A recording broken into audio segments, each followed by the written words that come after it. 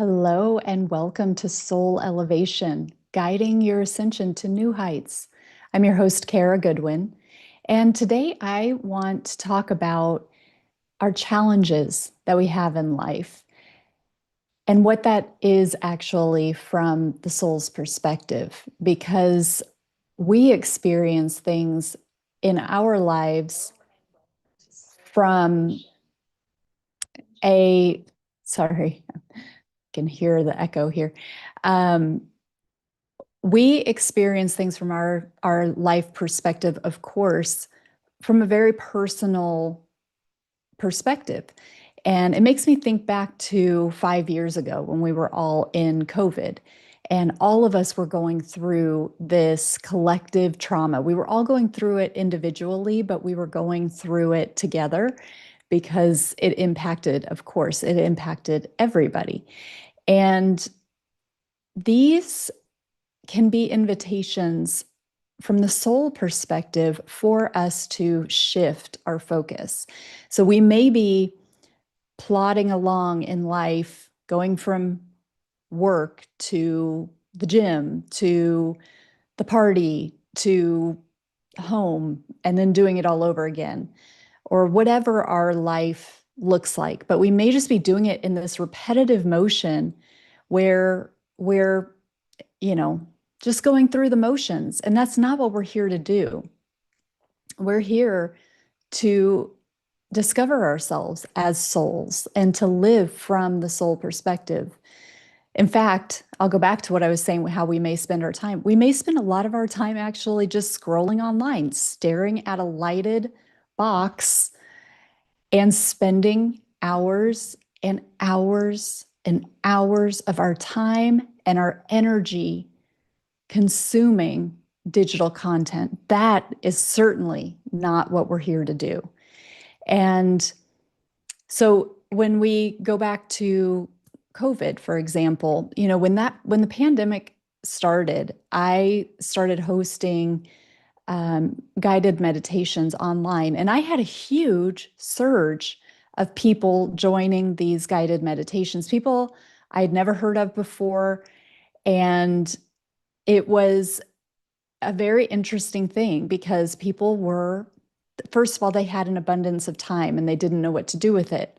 And so if you think back to what it was like back then, a lot of people were figuring out, okay, well, I've just been handed all this time. What do I do with it? People were cleaning out closets and painting rooms and picking up hobbies that they hadn't been able to do in a long time. And there was a lot of like purging in terms of people just getting rid of a lot of things because they suddenly were like, this is what I would do if I had time.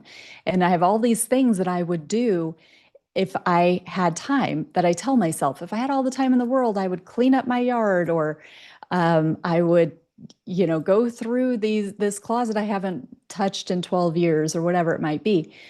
But I think for a lot of people, connecting with their soul falls on that list. I'm so busy that I can't deal with that now. So I'll wait until I retire, or I'll wait until I really feel that I need it. And or they don't put any thought into it at all. For me, I was like this. If I go back to before I started meditating, before I started getting in touch with my spirit, I was really interested in meditation. I would read about like I would read articles about fascinating things that people were doing, and or a book, where it was like people who can connect with the other side or something, things along that nature. And it always, meditation was like this thread that ran through all of these interesting studies about how we can overcome stress and even things that we can do with our genetics. A lot of it came back to meditation. And so I tried it. I tried it a few times and I wanted to develop a practice. I wanted to be a meditator, but I was so busy. I had young kids. I had a full-time demanding job. I had three pets and, a house. And I just didn't feel that I had time.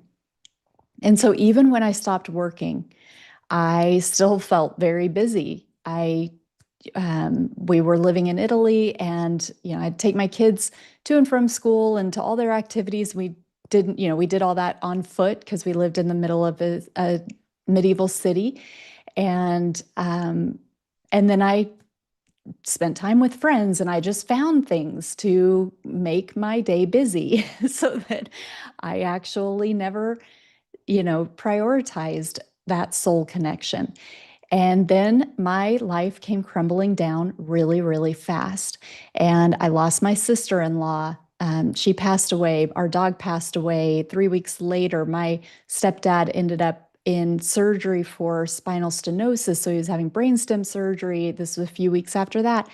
A few weeks after that, my mother-in-law was hit by a motorbike as she crossed the street and was in the hospital for healing from that. And then my stepmom ended up in the ICU, got to the top of the heart transplant list, which means things are very, very dire, and had a heart transplant. And all of that happened within a very short amount of time, just a few months. And I kind of just felt that my life got turned upside down, and I just lost confidence in my coping ability, I guess we could say. I just felt that life was beating me down. And that is why I sought out meditation, and I got serious about it, because I really felt that I was at a point in my life that was critical and that I needed soul support. And actually, that's how I look back at it. But really, what was happening in the moment, moment by moment, I had been so curious about meditation, but I knew that it was um, this calming, that it had this calming effect, and it could help us calm our nervous systems and help us with anxiety. And that's really why, on a conscious level, why I sought out meditation, because I really just needed to regulate myself. I don't even think I had this sort of language at the time, but basically, my life had to crumble for me to really get serious about meditation. And then my spiritual connection opened up from there, but it wasn't right away. I wasn't like, oh, I want to connect more with spirit. I want to have more of a spiritual experience in my human body. That kind of came over time. It just sort of came in. I kind of created this opening because I wanted to feel less stressed. And that was sort of a byproduct almost. And now that's like the most important thing for me. But what I want you to know is that things don't have to get critical for you to have this connection. And your soul wants this connection with you without needing the crisis. And the other side to this is, when you do get in crisis, after you have this soul perspective, you have these reserves built up. So I'm hosting this galactic summit on a week from tomorrow, on August 2nd. So I'm recording this on Friday, July 25th. The summit is next Saturday, so 8 days from now. And there are a few guests who are in the Asia Pacific region who I am recording them in advance because they'll be asleep when we have the summit. So one of those, Isha Patel, I met with last night to record her segment. And we were talking about how we are diligent with our practices in that connection with our soul, with our higher self, with our divine team. But she was talking about how, she just got married and things were really, really crazy and busy. And she felt that she wasn't able to prioritize that time because her life just kind of was in such a frenetic pace at that time. And then I was reflecting that I had a major medical situation in my family in the last few months, and life just stopped because it was around the clock, medical care, all hands on deck. There was literally not time for me to meditate. There was hardly time for me to shower. I really wasn't even getting sleep because medicine was having to be administered every couple of hours. Um, and so I was like hardly sleeping, trying to fit in a shower when I could. And there really, really was not time for me to meditate. That was the type of situation where I just couldn't get away. And I wasn't prioritizing that at that time because it was a critical situation. But what Isha and I talk about is that we have these reserves. It's like we're building because we've got this connection, because we've got this practice, we've got that solid kind of, again, connection, and we've built up these reserves that we can step away when we need to, when things are critical, and still be able to have that connection, still be able, without necessarily feeling that we're losing a lot by not nurturing it when it's really impossible to. But that said, it takes time and discipline and choice, moment by moment choice to get to that point. So we don't want to have just started a meditation practice a couple of months ago and then think, oh, okay, I've built up some reserves. Now I can step away, because you really do want to nurture that and keep it ongoing, and don't think like, well, I meditated once or I meditated for a month or whatever it is, so I'm done. I've kind of done the work. It is a cumulative effect, and that's where you're really going to get the benefit, is from that practice, that discipline of continuing the practice. So if we go back, like I was saying with the COVID thing, where I was hosting these online meditations and I had scores of people. Let's see, scores, is that 12? No, that's a dozen. Anyway, 20 is scores, right? So maybe a couple of scores of people. Because these people had this abundance of time and they were lost, and they were like, okay, everything, how I used to spend my time is no longer available. And so I'm going to try meditation.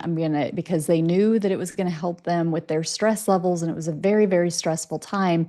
But also, they felt that they had the abundance of time. At least this is my perception. The amount of people who stuck with it are very few, at least with me. So it could give them the benefit of the doubt. Maybe they kept going in another way. There are a lot of meditation options available out there. But as things started to open up and get back to quote unquote normal, we then had the opportunity to take our lives back to normal, take them back into comfort, take them back into how we were before.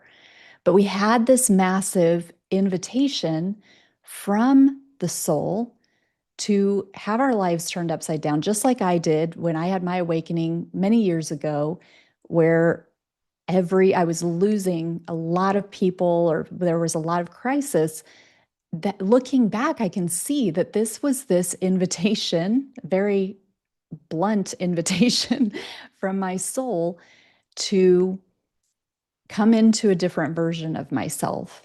And I see the lockdown and the experience that we had with COVID as that invitation that we had to connect with our souls and to experience life in a different way, to have that time that we may tell ourselves, well, if I had time, I would meditate, but things are too crazy. So you do have full control over your life. You have full control over your life. And I would wager a bet that if you aren't nurturing the spiritual connection, you're telling yourself you don't have time for it.